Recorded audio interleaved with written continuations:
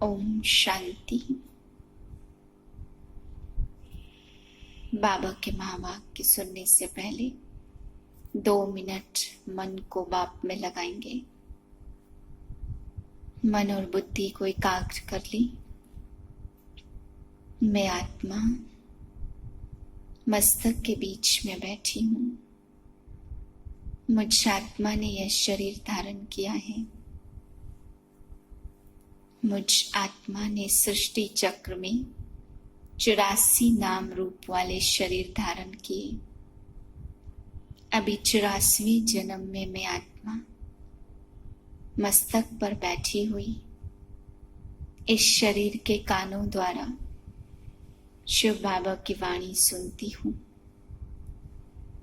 शांत स्थिति में बाबा के महावाक्य सुने। 21/9/2020 के महावाक्य हैं। आज बाबा हम बच्चों को प्रेम की बातों पर समझा रहे हैं कि किसी भी आत्मा से कोई भी काम, कोई भी सेवा लेनी है तो आपको प्रेम से ही काम निकालना है, प्यार से ही बात करनी है। बाबा कहते बच्चे, क्रोध आता है, मनसा में आता है तो उसको जीतना है, क्योंकि बाप का मैसेज ही है अपने को आत्मा समझो और सर्व कर्मेंद्रियों पर जीत प्राप्त करो। ये बहुत सहज मैसेज बाबा ने कहा सारे संसार की आत्माओं को सुनाना है। इस मैसेज में ये ध्यान रखना है कि जब भी कोई बात आती है, कोई भी चीज, कोई भी विकार पहले मनसा में आता है तो बाबा ने कहा बाप ने बुद्धि दी है ना कि अच्छा क्या है, गलत क्या है, रोंग राइट क्या है, सब समझने की बुद्धि दी हुई है। तो उससे पहले परखना है क्या चीज सही है, क्या चीज गलत है। बाप को याद करते हैं तो यह राइट है, जिससे पुण्य कर्मों का खाता बनेगा। क्रोध करते हैं या विकार में जाते हैं या कोई भी विकार के वश कोई कर्म करते हैं तो बाबा ने कहा पाप बनता है। तो यह समझने की बुद्धि दी है, तो समझ करके उस प्रकार से कर्म करने हैं। फिर बाबा कह रहे बच्चे, अंत में अगर तुमने किसी को भी दुख दिया होगा पूरे जीवन में तो अंत समय में फिर दुखी होकर के मरेंगे, इसलिए कभी किसी को भी दुख नहीं देना है। फिर बाबा कह रहे कि बच्चे अपने आप को चेक करो कि आश्चर्य अवगुण मेरे में कहाँ तक है, सर्वगुण संपन्न कहाँ तक बना हूँ, मैं बिगड़ता तो मेरा मूड नहीं है, मैं मूडी तो नहीं हूँ, एकदम से नाराज तो नहीं हो जाता हूँ, मेरी चलन देवताओं जैसी है या नहीं। ये सारी बातें बाबा ने कहा चेक करनी है, क्योंकि हमें स्वर्ग में जाना है। तो स्वर्ग में जाने से पहले आत्मा को ये श्रृंगार जरूर कराना है। बाबा कहते दीपमाला पर सभी नए कपड़े पहनते हैं, क्योंकि सोचते हैं दीपावली आएगी, लक्ष्मी आएगी तो नए नए बनते हैं। जबकि तुम सच्ची दीपावली स्वर्ग में मनाते हो तो तुम्हें अपना नया श्रृंगार आत्मा का करना है, इसलिए तुम्हें अपना पुराना पतितपना सब छोड़ देना है। फिर बाबा कहते कोई भी क्रोध करे तो तुम फूल बरसाओ, क्योंकि ताली 2 हाथ की बजती है। अगर आप क्रोध कर रहे हैं तो दूसरे के अंदर भी क्रोध आएगा, एक के अंदर भूत आया तो दूसरे के अंदर भी। तो जो भी समझाने वाले बच्चे हैं उनमें तो कभी भी क्रोध की प्रवेशता नहीं होनी चाहिए, क्योंकि बाबा ने कहा क्रोध से महापाप बनता है। मीठे बच्चे, संगम पर तुम्हें प्यार का सागर बाप प्यार का ही वर्षा देते हैं, इसलिए तुम सबको प्यार दो, गुस्सा मत करो। प्रश्न है, अपने रजिस्टर को ठीक रखने के लिए बाप ने तुम्हें कौन सा रास्ता बताया है? उत्तर है, प्यार का ही रास्ता बाप तुम्हें बतलाते, श्रीमत देते बच्चे हर एक के साथ प्यार से चलो, किसी को भी दुख नहीं दो, कर्मेंद्रियों से कभी कोई उल्टा कर्म नहीं करो, सदा यही जांच करो मेरे में कोई आसुरी अवगुण तो नहीं है, मूडी तो नहीं हूँ, कोई बात में बिगड़ता तो नहीं हूँ। गीत है, यह वक्त जा रहा है, करना है जो कर ले। मीठे मीठे रूहानी बच्चों ने गीत सुना। दिन प्रतिदिन अपना घर अथवा अपनी मंजिल नजदीक होती जाती। अब जो कुछ श्रीमत कहती है उसमें गफलत ना करो। बाप का डायरेक्शन मिलता कि सबको मैसेज पहुंचाओ। बच्चे जानते लाखों करोड़ों को यह मैसेज देना है। फिर कोई समय आ भी जाएंगे जब बहुत हो जाएंगे तो बहुतों को मैसेज देंगे। बाप कहते हैं अगर तुम गुस्सा करेंगे तो पाप बन जाएगा और बाप को याद करने से पुण्यात्मा बन जाएंगे। ऐसे नहीं कि अच्छा अभी हुआ फिर नहीं करेंगे, ऐसे करते करते तो आदत पड़ जाएगी। सबको बाप का मैसेज देना है और बड़े से बड़ा पाप है विकार में जाना, तो इस पर जीत पानी है। बाप कहते मौत सामने खड़ा है। जब कोई मरने पर होते तब कहते हैं रिमेम्बर गॉड फादर। वह समझते गॉड फादर के पास जाते, परंतु वह लोग यह नहीं जानते कि गॉड फादर को याद करने से क्या होगा, कहाँ जाएंगे। एक शरीर छोड़ दूसरा आत्मा लेती है। गॉड फादर के पास तो कोई जा न सके। तो अब तुम बच्चों को अविनाशी बाप की अविनाशी याद चाहिए। जब तमो प्रधान दुखी बन जाते हैं तब तो एक दो को कहते गॉड फादर को याद करो। सब आत्माएं एक दो को कहती कहती तो आत्मा है ना, ऐसे नहीं कि परमात्मा कहते हैं। आत्मा आत्मा को कहती है बाप को याद करो। बुरा कर्म करेंगे तो ईश्वर धर्मराज द्वारा बहुत सजा देंगे, इसलिए डर रहता है। बरोबर कर्म की भोगना भोगनी होती है। तुम बच्चे अभी कर्म अकर्म विकर्म की गति को समझते हो, जानते हो यह कर्म अकर्म हुआ। याद में रह जो कर्म करते वह अच्छे करते हैं। रावण राज्य में बहुत बुरे कर्म करते हैं। राम राज्य में बुरा काम कभी होता नहीं है। अब श्रीमत तो मिलती रहती है, कहाँ बुलावा होता है, यह करना चाहिए व नहीं करना चाहिए।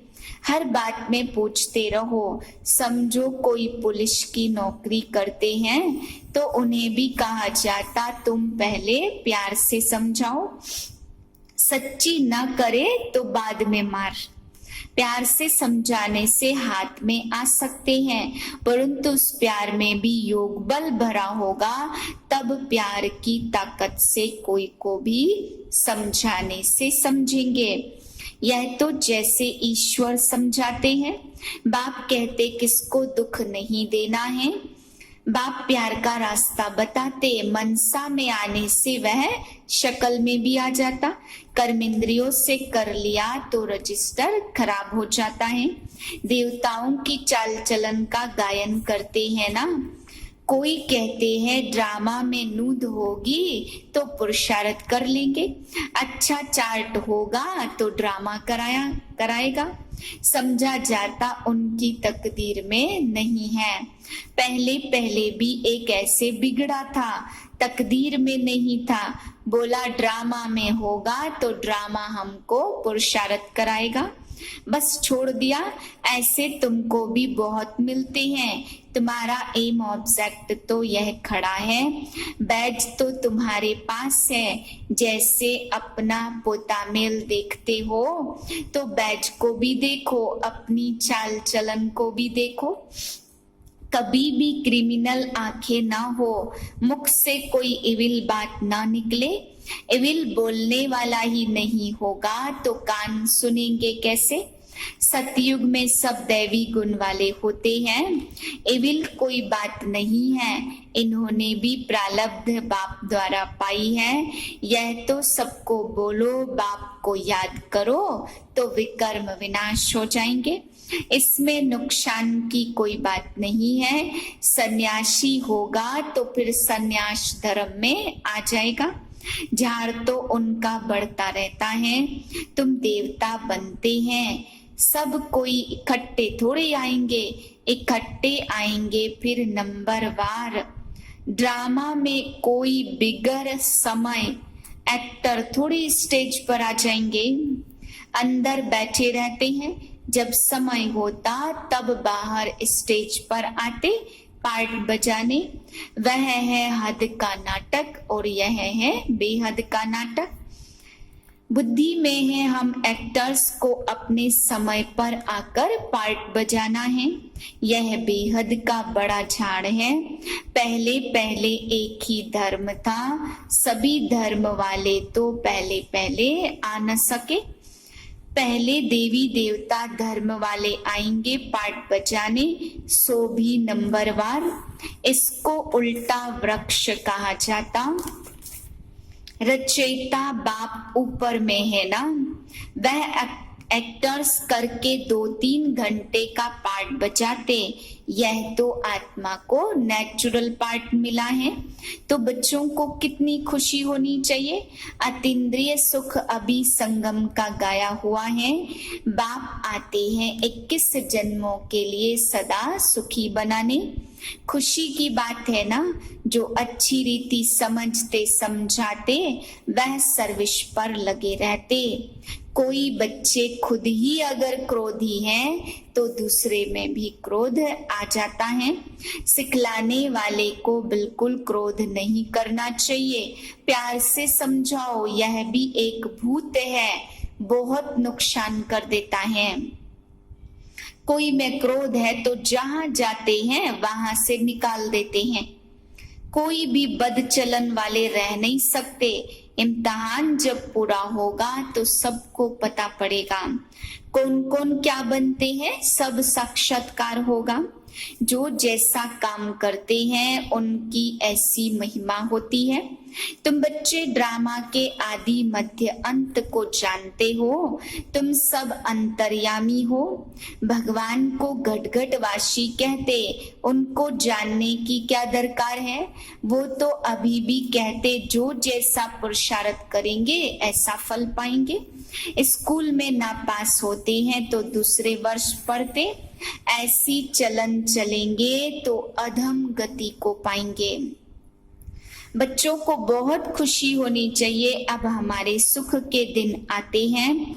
तुम अभी सच के संग में हो। सच को तब समझे जब सच के संग में आए। अभी कंट्रास्ट का बाप किताब छपा रहे हैं कि भगवान क्या कहते और मनुष्य क्या कहते हैं। मैगजीन में भी डाल सकते हो। आखिरिन विजय तो तुम्हारी होनी ही है। पतित पावन परमात्मा है तो जरूर उसने हमें पावन बनाया।